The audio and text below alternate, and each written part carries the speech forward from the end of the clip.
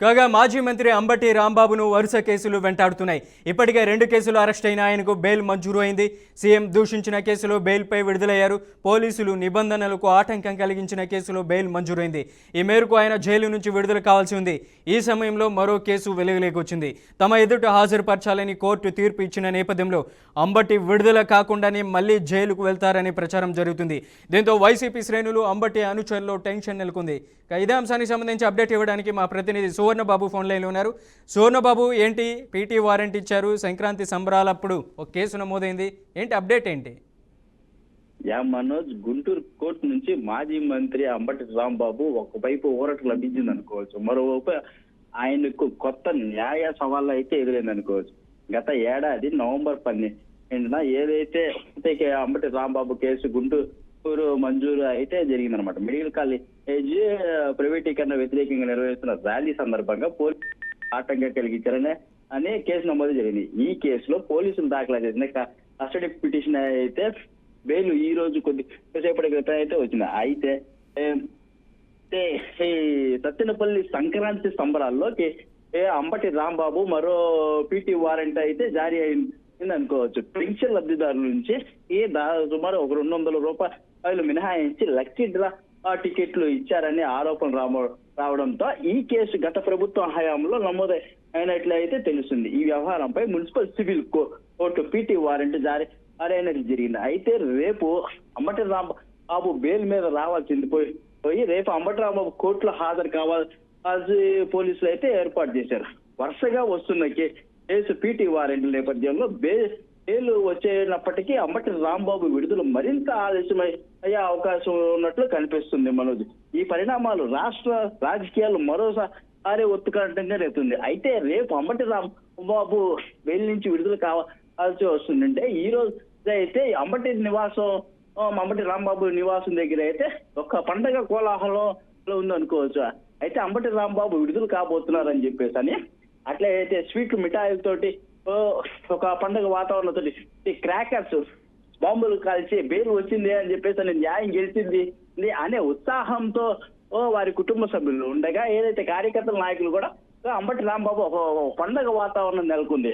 అయితే ఇది ఒక పక్క నడుస్తుంటే ఏదైతే ఈ సంబరాలు అంబటి రాంబాబు సత్తెనపల్లిలో 200 రూపాయలు అనేది ఇది ఒక కోణంలో అయితే వెలుగులోకి వచ్చిందనమాట. ఈ వ్యవహారంపై మున్సిపల్ సివిల్ కోర్టులు కూడా పీటీ వారెంట్ జారీ చేయగా రేపు అంబటి రాంబాబు కోర్టుకు హాజరు కావాల్సి వస్తుంది. Manoj, right Suvarnababu, thank you for the update. Tirupati నగరంలో ఐపీఎస్ అధికారిని అంటూ నమ్మించి అమాయకులను దోచుకుంటున్న ఒక ఘరానా మోసగాడిని అలిపిరి పోలీసులు అరెస్ట్ చేశారు. ఢిల్లీలోని నేషనల్ ఇన్వెస్టిగేషన్ ఏజెన్సీతో ఐపీఎస్ అధికారిగా పనిచేస్తున్నానంటూ చెప్పుకుంటూ తిరుగుతున్న కె సురేష్ కుమార్ అలియాస్ సూర్య ఎట్టకేలకు పోలీసులకు చిక్కాడు.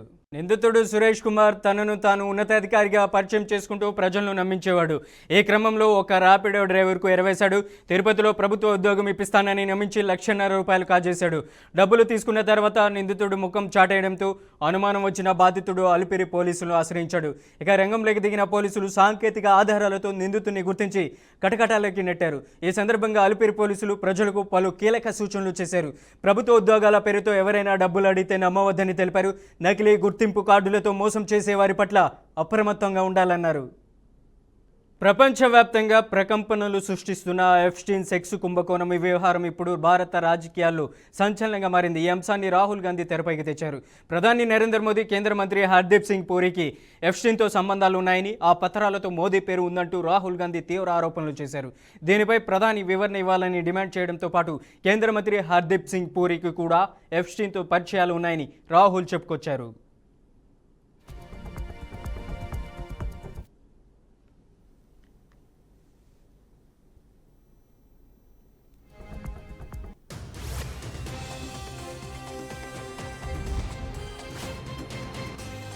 Because sir, there is a businessman called Mr. Anil Ambani. I want to ask the question, why is he not in jail? The reason he's not in jail is because his name is in the Epstein files. एक तो That's why he's not in jail. Rahul ji, जो भी I'd also like to ask Mr. Hardeep Puri, who introduced him Mr. Chair to Epstein. Mr. Rahul, no, I know who introduced him. आप एक बात मेरी सुन लीजिए पहले, कि चाहे आप अनिल अंबानी, मैं कह रहा हूँ, मैं अनिल Sir, अंबानी I का know who नाम- introduced him. जो जिस And तरीके Mr. से Hardeep Puri knows who आप जो introduced him. चार्जेस लगा रहे हैं, We both agree. वो इस सदन का सदस्य नहीं है, चाहे वो अनिल अंबानी हो, हरदीप पुरी है, या सर। रानी हो। हरदीप जिनको- पुरी is a जिनको member of अपनी parliament बात का आप जो चार्जेस लगा रहे हैं उसको सफाई करने का अवसर नहीं मिलेगा, उसको He's a minister, sir. उसका नाम नहीं लिया जाता। Speaker, sir, there is a business. In 8 years, there are 2 references or 1 email which I exchange, which is because they have introduced me, that is, my contacts have introduced me to a man called Reid Hoffman. Reid Hoffman was the founder of LinkedIn. I don't know how many of you are on LinkedIn. I suspect many of you are on LinkedIn. So I meet Mr. Reid Hoffman of LinkedIn, and after the meeting with Reid Hoffman, I send a message. Now, the Epstein files, the Yuva Neta should know, are about wrongdoing, criminal offenses. The Epstein files are about charges that he had an island where he used to take people to indulge their sexual fantasies, charges of pedophilia, and there are victims of this. Those victims have brought cases against the people in authority. My interaction has got nothing to do with that. My interaction, and this is the only substantive email, there are 1 or 2 others also I'll give you. This is dated 13th November 2014. It's a long email. Anybody wants a copy, it's available on the internet. The DOJ, Mr. Rahul Gandhi says, the Department of Justice has put out flights. अरे भाई दुनिया ने देख लिया, उसको analyze कर लिया.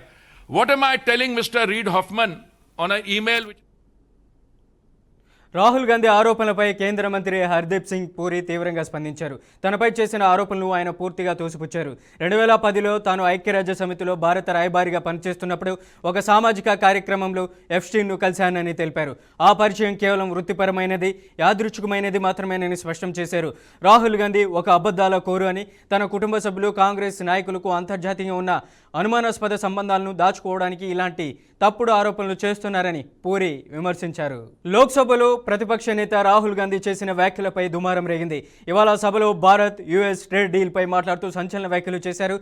రాహుల్ చేసిన వ్యాఖ్యలను సీరియస్గా తీసుకున్న కేంద్రం ఆయనపై సభా హక్కుల ఉల్లంఘన తీర్మానాన్ని సిద్ధమైనట్లు కేంద్ర మంత్రి కిరణ్ రిజిజు తెలిపారు. ఇక ప్రధాని మోదీ, మంత్రి హర్దీప్ సింగ్ పై రాహుల్ నిరాధారమైన ఆరోపణలు చేశారని కిరణ్ రిజిజు మండిపడ్డారు. లోక్సభ, రాజ్యసభలో పనితీరుకు సంబంధించి స్పష్టమైన నియమాలు ఉన్నాయని, ఎవరైనా ఒక సభ్యుడు మరొక సభ్యుడిపై తీవ్రమైన ఆరోపణలు చేయాలనుకుంటే ముందుగా నోటీస్ ఇవ్వాలి, అలాగే ఆరోపణలకు ఆధారాలు చూపాలన్నారు. కానీ రాహుల్ గాంధీ అవేవీ పాటించలేదన్నారు. ఒకవేళ కేంద్రం రాహుల్ గాంధీకి ప్రివిలేజ్ నోటీస్ ఇస్తే ఈ పరిణామం ఎక్కడి వరకు వెళ్తుందో చూడాలి. గత టర్మ్లోనూ రాహుల్ గాంధీపై ఎంపీగా అనర్హత వేటు పడింది. File a notice, privilege notice against Sri Rahul Gandhi for misleading the House and also making baseless statement. There is a very clear-cut rules of procedure and conduct of business in the Lok Sabha and Rajya Sabha. When a member intends to make serious charges of allegation against another member, then you have to make a notice and also substantiate the allegation. So I have on the floor of the House requested Sri Rahul Gandhi ji to make necessary authentication of the those points he has made. We are going to file a